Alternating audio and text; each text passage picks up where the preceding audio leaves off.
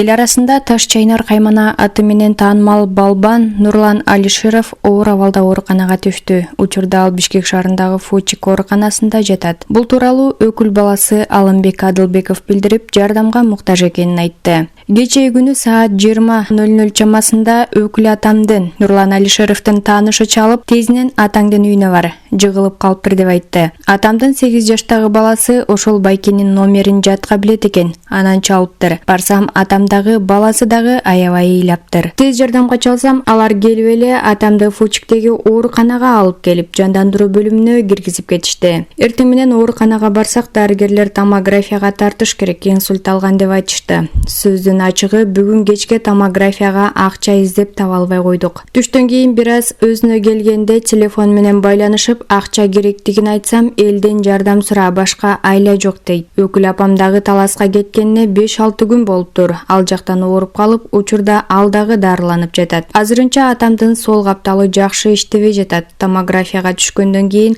бардыгы билинет экен. Учурда атама тезинен жардам керек дейт Адылбеков. Жардам берүүнү каалагандар 0776 55 35 35 эл сом номуруна салса болот.